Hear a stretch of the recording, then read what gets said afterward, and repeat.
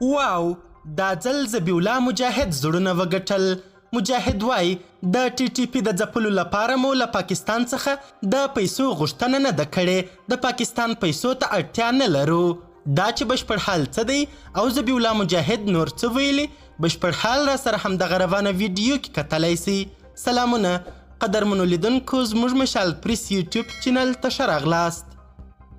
مجاهد د ټي ټي پي د ځپلو لپاره له پاکستانه د پیسو غوښتنه رد کړه.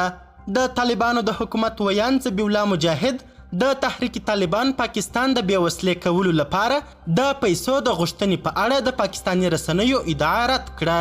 ایکسپریس ټریبیون ورځپاڼې چې ویل کیږي د پاکستان پوځ ته نږدې ده، په دې وروستیو کې ادعا کړې وه چې پاکستاني لوړپوړو پوځي چارواکو کابل ته د خپل سفر پر مهال له یو شمېر افغان پوځي چارواکو سره په لیدنه کې د ټي ټي پي د غړو د بېوسلې کولو او بیا میشتېدنې لپاره د پیسو غوښتنه کړې وه.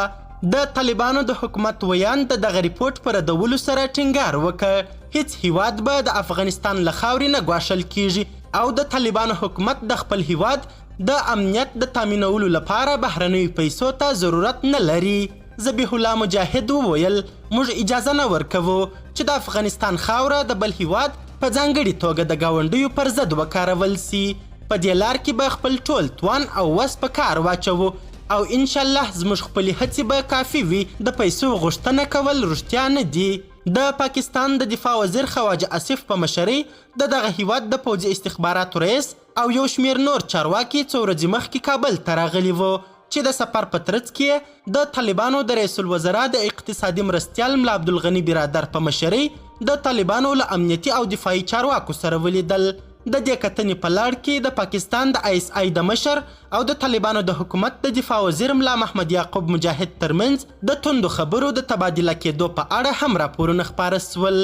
د چارو ځینې کتونکي وایي چې د پاکستان پوځ او استخبارات د افغان او پاکستاني طالبانو ترمنځ د بدګمانۍ د رامنځته کولو لپاره داسې تبلیغات کوي چې که پاکستان افغان طالبانو ته پیسې ورکړي، پاکستاني طالبان او د هغوی ارمان به وپلوري.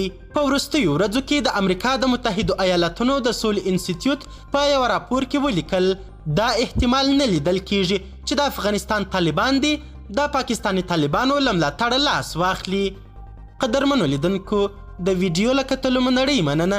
د لا زیاتو او نورو لحظه پر لحظه خبرې مطالبو لپاره زموږ همدغه مشال پریس یوټیوب چینل سبسکرایب کړئ. تر بیا او بلې ویډیو ښه وخت ښې چارې. د الله په امان.